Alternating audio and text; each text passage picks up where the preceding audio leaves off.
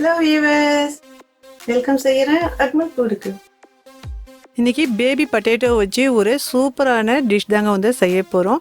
இது பஞ்சாபில் பார்த்தீங்கன்னா நல்லாவே வந்து ஃபேமஸாக இருக்கும். இதுக்கு வந்து தம்மாலுன்னு சொல்கிறாங்க. இந்த உருளைக்கிழங்கு வந்து நம்ம வச்சு எப்படி வந்து இந்த சூப்பரான ஒரு கிரேவி வந்து செய்யலான்னு பார்க்கலாங்க. நான் வந்து ஒரு 750 கிராம் இருக்கும் எடுத்திருந்தேன் பேபி பொட்டேட்டோ. இதுக்கு வந்து நான் வேக வச்சுக்கிட்டேன். இது பார்த்திங்கன்னா இந்த தோலெல்லாம் வந்து எடுத்துக்கிட்டேன் வேக வச்சு. ஃபுல்லாகவே வந்து நம்ம வேக வைக்கக்கூடாது, ஒரு 75% மாதிரி நம்ம வேக வைக்கணுங்க. இதுக்கு பவுட்ரு மசாலா வந்து எடுத்திருந்தேன். 1 டீஸ்பூன் மிளகாத்தூள் காற்றுக்கேற்ப மாதிரி சேர்த்துங்க. 1/2 டீஸ்பூன் மஞ்சத்தூள், தேவைக்கேற்ப மாதிரி உப்பு. இப்போ இந்த பேபி பொட்டேட்டோக்கு நம்ம சின்ன சின்ன ஹோல் மாதிரி வந்து போட்டுக்கலாம். இந்த மாதிரி போடக்குள்ள இந்த மசாலா எல்லாமே உப்பெல்லாம் உள்ளே போய் சேரும். இந்த மசாலாவுக்கு இந்த மாதிரி வந்து ஸ்ப்ரிங்கிள் பண்ணிக்கலாம். இதுக்கு நல்லா நம்ம வந்து ஷேக் பண்ணிக்கலாம். கையால் வந்து மிக்ஸ் பண்ண தேவையில்லை. இந்த மாதிரி ஷேக் பண்ணக்குள்ள நல்லாவே வந்து இதில் ஒட்டிக்கும். இப்போ நம்ம நெக்ஸ்ட் ஸ்டெப் என்னான்ட்டு பார்க்கலாம். நான் வந்து தக்காளி வந்து எடுத்திருந்தேன். ஒரு 3 மீடியம் சைஸில் எடுத்து ரஃபாக வந்து சாப் பண்ணிக்கிட்டேன். தேவையான அளவு எண்ணெய், குக்கிங் ஆயில். இதில் வந்து ஒரு பெரிய சைஸில் வெங்காயம் 2 எடுத்து ரஃபாக சாப் பண்ணிக்கிட்டேன். ஒரு 50 ml இருக்கும் டபுள் க்ரீம் மில்க். இதில் வந்து தேவையான அளவு வந்து கரியாண்டர் லீஃப் சாப் பண்ணிக்கிட்டேன். 1 டேபிள் ஸ்பூன் இஞ்சி பூண்டு விழுது. ஒரு 3 டேபிள் ஸ்பூன் இதில் வந்து தயிர் எடுத்துக்கிட்டேங்க. 1 டீஸ்பூன் ஜீரகம், 1 டீஸ்பூன் ரெட் சில்லி ஃப்ளேக். இதில் 1 டீஸ்பூன் காய வச்ச வெந்தய இலை, இதுக்கு வந்து கஸ்தூரி மேத்தின்னு சொல்கிறாங்க. இதில் பார்த்திங்கன்னா ஒரு சின்னதாக வந்து பட்டை, ஒரு 4 லவங்கு, 2 ஏலக்காய். இப்போ இந்த பவுடர் மசாலா பார்க்கலாம். 1 டீஸ்பூன் சோம்புத்தூள். இதில் வந்து 1 டீஸ்பூன் வந்து நான் மிளகாத்தூள் சேர்த்துக்கிட்டேன். காற்றுக்கேற்ப மாதிரி வந்து சேர்த்துங்க. ஒரு 1/2 டீஸ்பூன் மஞ்சத்தூள், 1 டீஸ்பூன் தனியாத்தூள், 1 டீஸ்பூன் கரம் மசாலா பவுடர், மிளகுத்தூள், ஜீரகத்தூள் வந்து 3/4 டீஸ்பூன் வந்து எடுத்துக்கிட்டேன். அடுப்பில் பேன் வச்சுருக்கேன். ஒரு 3 டேபிள் ஸ்பூன் இருக்கும் எண்ணெய் வந்து போட்டுக்கிட்டேன். எண்ணெய் வந்து சூடாயிடுச்சு. நம்ம ரெடி பண்ணி வச்சுருந்தோம் இல்லைங்களா. இப்போ இந்த உருளைக்கிழங்குக்கு வந்து போட்டுக்கலாம். நான் வந்து ஒரு 10 நிமிஷத்துக்கு அப்படியே விட்டுருந்தேன். பாருங்கள், இப்போ இந்த உருளைக்கிழங்கு நம்ம வந்து மீடியம் ஃப்ளேமில் வச்சு இதுக்கு நல்லா நம்ம வந்து செவரை வந்து வறுத்துக்கணும். இந்த மாதிரி வந்து செய்யக்குள்ள உங்களுக்கு நல்லாவே வந்து அந்த டோஸ்டடு பொட்டேட்டோ இருக்கிற மாதிரி இருக்கும் அந்த கிரேவியில். பாருங்கள், நல்லா வந்து வறுபட்டுடுச்சு. இப்போ எடுத்துக்கலாம். அடுப்பில் மறுபடியும் வந்து அதே பேனுக்கு வச்சுருந்தேன். அதில் கொஞ்சம் வந்து எண்ணெய் வந்து சேர்த்துக்கிட்டேன். நம்ம எடுத்து வச்சுருந்தோம் இல்லைங்களா, இந்த வெங்காயத்துக்கு இதில் போட்டு நல்லா வதக்கலாம். இந்த மாதிரி கோல்டன் ப்ரௌன் வர வரைக்கும் நல்லாவே வந்து வதக்கணும். அது கூடயே வந்து நம்ம எடுத்து வச்சுருந்த இந்த சில்லி ஃப்ளேக்கும் வந்து போட்டுக்கலாம். நான் எல்லா மெஷர்மெண்ட்டுமே வந்து உங்களுக்கு முன்னாடியே வந்து சொல்லிட்டேன். பாருங்கள், இந்த மாதிரி நல்லா வந்து இதுக்கு வந்து வதக்கணும். பாருங்கள், இப்போ வந்து தனியாக வந்து இதுக்கு எடுத்து வச்சிடலாம். 1 டீஸ்பூன் வந்து எண்ணெய் போட்டுக்கலாம். இதுலேயே வந்து நம்ம வந்து நல்லா வந்து வதக்கலாங்க. இப்போ இந்த தக்காளி வந்து நம்ம வந்து மெஷர்மெண்ட்லாம் உங்களுக்கு சொல்லியிருக்கிறோம்.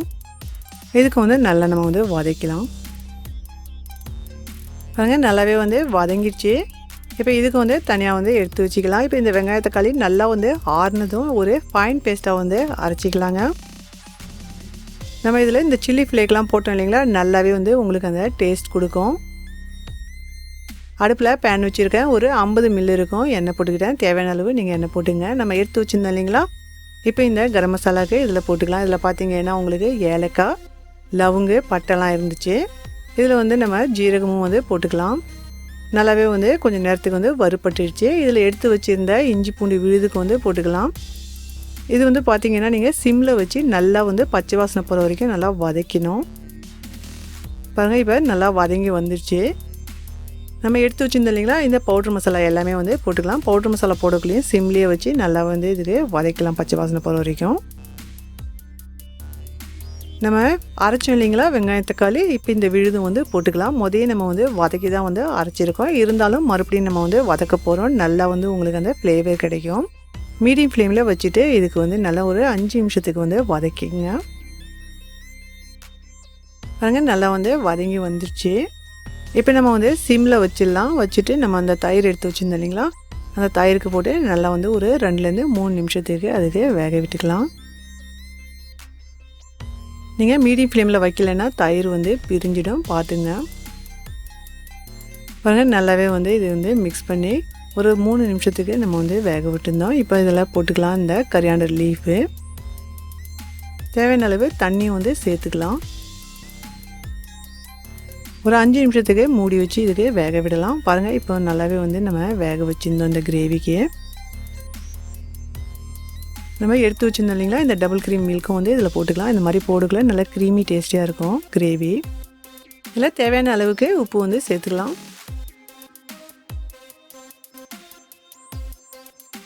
நம்ம ரெடி பண்ணி வச்சுருந்தோம் இல்லைங்களா, இப்போ இந்த பட்டேட்டோக்கு வந்து இதில் போட்டுக்கலாம்.